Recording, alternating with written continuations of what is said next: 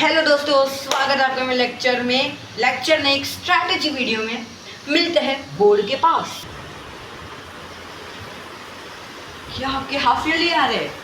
क्या आपको depress feel हो रहा है? क्या आपका पोर्शन कंप्लीट नहीं हुआ? तो टेंशन मत लीजिए, एक भैया आ चुके हैं आपके साथ। पूरा एक रोड मैप आपको देने वाला हूँ, इसलिए बने रहो मेरे साथ।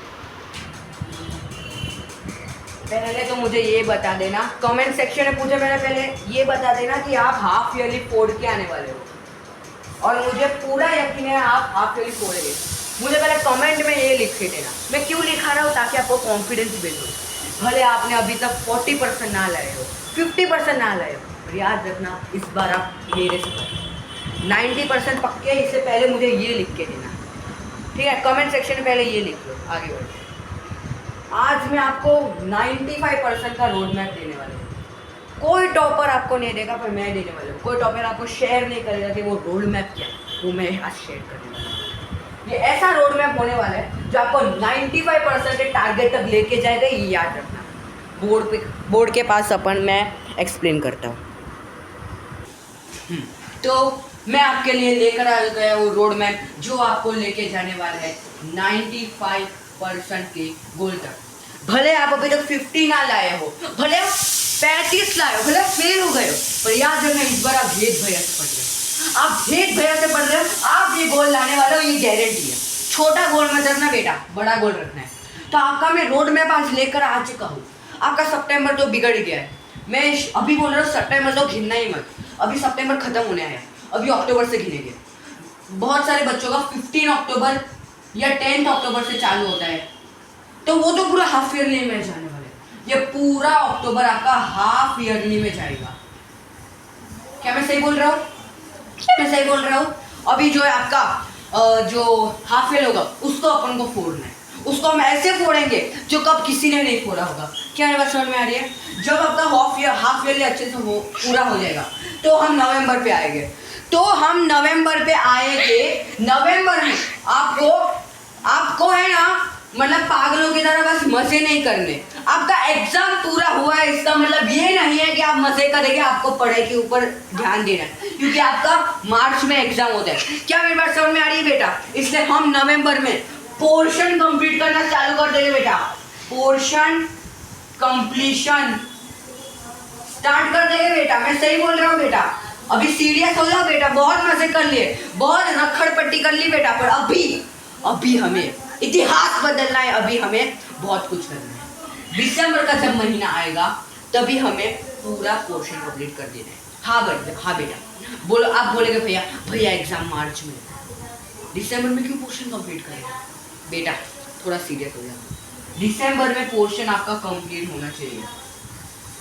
पोर्शन कंप्लीट, पूरा कंप्लीट हो जाना चाहिए। ये बात ध्यान में रखो। जब जनवरी आएगा, अभी आप बोलेंगे भैया हम इन 3 महीने में क्या करेंगे? खेलेंगे? नहीं, हम जो हमने पढ़ा है उसका हम रिवीजन करेंगे प्लस बैकलॉग करेंगे। क्या करेंगे बेटा? बैकलॉग। अभी इन 2 महीने में कभी किसी की शादी आएगी, कभी किसी का बर्थडे आएगा, कभी किसी का कुछ ना कुछ आएगा, कभी आप पार्टी में जाओगे, तो कुछ ना कुछ तो बैकलॉग बनेगा। बैकलॉग मतलब बेटा जो आपका पीछे रह गया, उस बैकलॉग को हम जनवरी में कंप्लीट करेंगे बेटा। उसको हम जनवरी में कंप्लीट करेंगे, और जो हमने पढ़ा है उसका रिवीजन करेंगे। ठीक है बेटा? उसका रिवीजन करेंगे। फरवरी में हम लगाकर सैंपल पेपर करेंगे। जितना हो सके उतना पेपर करेंगे। 1 तक आपने 50 मार्क का पेपर दिया होगा, 9th में आपका 80 मार्क का पेपर आने वाला है। ये ध्यान में रखना। 9th में आपका 80 मार्क का पेपर आने वाला है। उसका प्रैक्टिस आपको करना पड़ेगा। 3 घंटे बैठकर आपको वो पेपर देना है पूरी इज्जत के साथ, ठीक है ना? मार्च में वो घड़ी आएगी जिसका आपको बेसब्री से इंतजार था, जिसके लिए आप इतने महीने मेहनत कर रहे थे। वो घड़ी मार्च में आने वाली है बेटा। मार्च में आपको फुल फोकस करना है।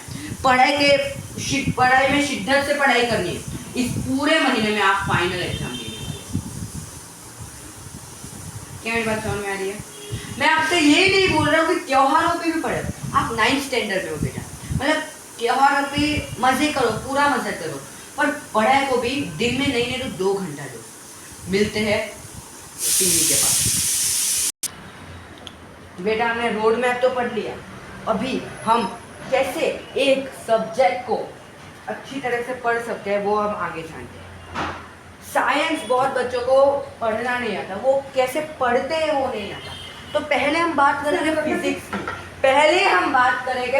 की, भैया फिजिक्स कैसे पढ़ेंगे? भैया हम फिजिक्स बस बुक खोलते हैं और रट्टा मारना चालू करते हैं, ये सबसे बड़ी मूर्खता है। फिजिक्स ऐसे नहीं पढ़ा जाता। देखो पहले आपको वन शॉट लेक्चर देखना है, सबसे पहले आपको वन शॉट लेक्चर देखना है। सबसे बेस्ट लेक्चर पूरे वीडियो में मैं बोल सकता हूँ मेरे हैं, आप दूसरे सर से भी पढ़ सकते हो, पर मैं डंके की चोट पर बोलता हूँ सबसे अच्छे लेक्चर मेरे, आप वीडियो वो देख सकते हैं और आप फिर आप टेक्स्ट बुक रीड कर सकते हो। फिर जब आप अपने वन शॉट लेक्चर देख लिया तो आपको टेक्स्ट बुक रीड करनी है। कैसे टेक्स्ट बुक रीड करना है वो भी मैं अच्छे से बताने वाला हूँ, इसलिए बने रहो मेरे साथ। फिर आपको नोट्स बनाने बेटा, कमेंट सेक्शन में ज़रूर बताना अगर आपको एक स्पेसिफिक वीडियो चाहिए कैसे नोट्स बनाते हैं, उसका अगर आपको स्पेसिफिक वीडियो चाहिए तो कमेंट्स में जरूर बताना। फिर बहुत सारे बच्चों को न्यूमेरिकल्स में बहुत डर लगता है, न्यूमेरिकल्स में डर लगता है तो बेटा आप हर एक फॉर्मूला का 10 क्वेश्चन लगा सकते हो। कोई भी क्वेश्चन बैंक मास्टर की है, डाइजेस्ट है, किस में से भी आप 10 क्वेश्चन लगा सकते हो कि हर एक फॉर्मूला का। जैसे कि आपका फॉर्मूला है V = IR है ना, एक फॉर्मूला, तो उस फॉर्मूले के 10 क्वेश्चन लगाओ। क्या मेरी बात समझ में आ रही है? आगे बढ़ते हैं। अभी हम देखते हैं केमिस्ट्री कैसे पढ़ना है। केमिस्ट्री कैसे पढ़ते हैं बेटा? पहले तो आपको सेम वन शॉट लेक्चर देखना है। मैंने मेजरमेंट ऑफ मैटर का ऐसा वन शॉट लेक्चर डाला है, किसी ने नहीं डाला, तो आप वो देख सकते हो। फिर आपको क्या करना है? फिर बेटा बैठ नहीं है ना, फिर आपको टेक्स्ट बुक खोलनी है, उस टेक्स्ट बुक को अच्छी तरह से रीड करना है। मैं बताऊंगा कैसे टेक्स्ट बुक रीड करते हैं। फिर आपको रिएक्शन लर्न करना है, पेपर में सीधा सवाल आ जाता है, रिएक्शन लर्न करने। फिर आपको फिर से नोट्स बनाने हैं, ठीक है ना? मुझे ज़रूर बताना आपको एक स्पेसिफिक वीडियो चाहिए या नहीं। अभी आता है हमारा बायोलॉजी एक बहुत हम कह सकते हैं थियोरी सब्जेक्ट है जिसमें बहुत रट्टा मारना पड़ता है, पर मैं बोलता हूँ रट्टा मत मारो, उसको एक स्टोरी फॉर्म में समझने की कोशिश करो। बायोलॉजी को हम पहले तो वन शॉट लेक्चर देखेंगे, बहुत महत्वपूर्ण है वन शॉट लेक्चर, इससे आपको ओवरव्यू पता चल जाता है चैप्टर का। फिर हम टेक्स्ट बुक रीड करेंगे, उसमें सब कुछ मार्क करेंगे, फिर हम नोट्स बनाएंगे, वेरी इंपॉर्टेंट। बायोलॉजी में तो नोट्स बनाने ही है, ठीक है ना? नोट्स मतलब वो नहीं कि पूरी टेक्स्ट बुक एक बुक पे लिख दी, 2 पेज में एक चैप्टर को 2 पेज में लिख के जो लिखे जो होते उसको नोट्स बोलते हैं। और डायग्राम आपको प्रैक्टिस करने ही है, सीधा सवाल आ जाता है डायग्राम पर, ठीक है? या तो लेबलिंग आ सकता है या ड्रॉ भी आ सकता है। आगे बढ़ते हैं। अभी आता है हमारा मैथ्स। भैया मैथ्स कैसे करें? बहुत सारे बच्चे क्या करेंगे पता है? सीधा बुक खोलेंगे, क्वेश्चन लगाने लगेंगे, और फिर जब क्वेश्चन सॉल्व नहीं होते तो वो डिप्रेस हो जाते हैं और फिर बुक बंद करके सो जाते हैं। मैं क्या बराबर बोल रहा हूँ? क्या आपके साथ भी ऐसा हुआ है तो यस जरूर लिखना। अगर आपके साथ ऐसा होता है तो आपको क्या करना है? पहले तो आपको वन शॉट लेक्चर देखना है, जिससे आपको पता चलेगा कि वो उस चैप्टर का ओवरव्यू क्या है। फिर आपको क्वेश्चन फिर लगाओ, जितने क्वेश्चन लगाने उतने लगाओ। फिर आपको एक फॉर्मूला चार्ट बनाना है, बहुत महत्वपूर्ण।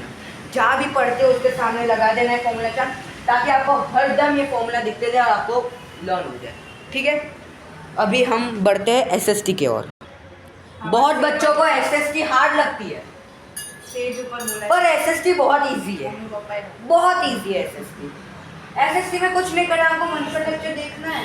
बहुत सारे टीचर ने बना भी रखा है। देखो मैं तो साइंस और मैथ्स ही पढ़ाता हूँ, पर बहुत सारे टीचर ने एसएसटी को बहुत अच्छी तरह से पढ़ाया है। फिर आपको टेक्स्ट बुक रीड करनी है, उसमें डेट्स और इवेंट्स मार्क कर लेने, फिर आपको नोट्स जरूर बनाने। Learn events in story format बहुत महत्वपूर्ण है। जैसे कि आपके 1947 में इंडिपेंडेंस हुआ, फिर 1950 में कॉन्स्टिट्यूशन बना, वो आप स्टोरी फॉर्मेट में याद कर सकते हो। क्या मेरी बात समझ में आ रही है बेटा?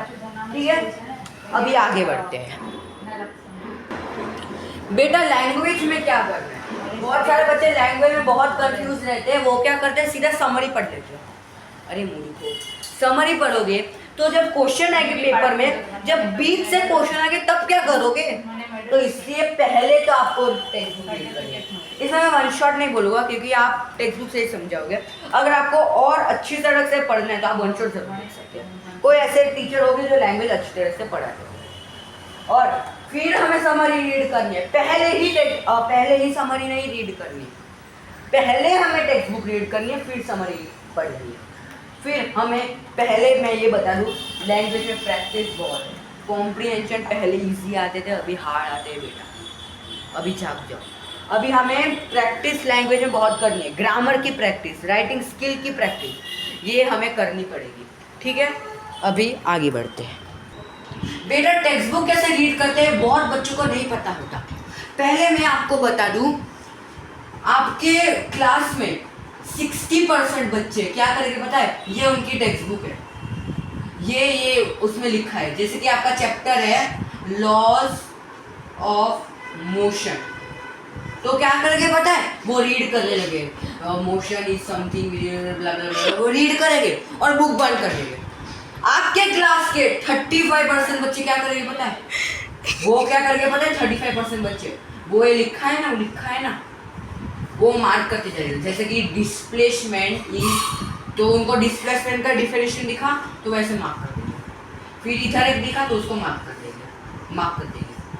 तो आपको तो ये नहीं बनना ना, आपको 60% नहीं बनना, आपको 35% नहीं बनना, आपको टॉप 5% में आना है बेटा।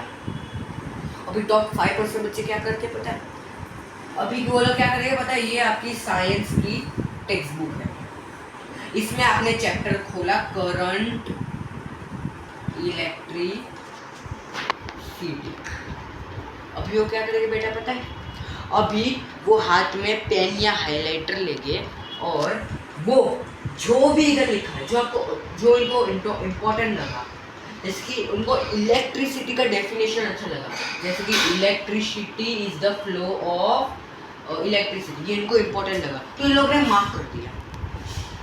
फिर उनको फ्री इलेक्ट्रॉन्स मिले, तो free electrons are the electrons present in the outermost orbit of the atom, उन लोगों ने मार्क कर दिया। फिर पोटेंशियल डिफरेंस क्या है वो उन्होंने मार्क कर दिया। फिर पर आप बोलोगे भैया ये जो 35% वाले बच्चे थे वो भी मार्क ही कर रहे थे, तो ये 5% वाले बच्चे क्या कर रहे हैं? ये लोग क्या कर रहे हैं पता था? Chill bro chill. ये लोग क्या कर रहे पता है? ये लोग एक स्टिकी नोट ले रहे, एक स्टिकी नोट लिया, उसमें लिखा क्वेश्चन नंबर 1, जैसे कि मैं अभी बड़ा दिखाता हूँ आपको। ये एक स्टिकी नोट है, उसमें लिया question number 1, what is electricity. Question number 2, what is potential difference. भैया ये लोग क्या कर रहे हैं? क्वेश्चन खुद बना रहे। टीचर का काम होता है क्वेश्चन बनाना, ये लोग क्यों बना रहे? बेटा ये लोग टॉपर है, ये लोग क्या करते पता है? ये लोग क्वेश्चन बनाते हैं, फिर जब रिवीजन का टाइम आता है तो वो लोग क्या करते हैं पता है? वो लोग ये क्वेश्चन रीड करते हैं, फिर ये ढक देते हैं, फिर रिट्रीव करते हैं।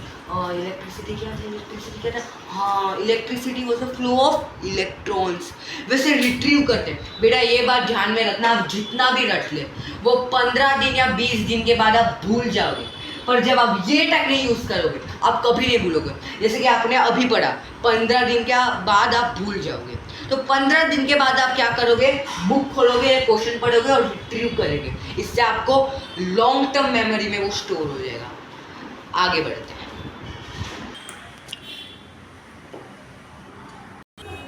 बेटा मैंने तुझे पूरा ओवरव्यू दे दिया कि कैसे पढ़ते, पर अभी पढ़ना तेरे हाथ में। तेरे को ये हाफ ईयरली फोड़ के आना है, तुझे कमेंट में लिख के जाना है, समझा क्या? तू हाफ ईयरली फोड़ के आएगा, ये मेरी गारंटी है। अगर तूने वीडियो देख ली और अगर तूने उस पर काम करना चालू कर दिया, तू फोड़ के आएगा। ऑन दिस नोट शुक्रिया एवरीवन, मिलते अगले वीडियो में, तब तक के लिए जय हिंद जय भारत।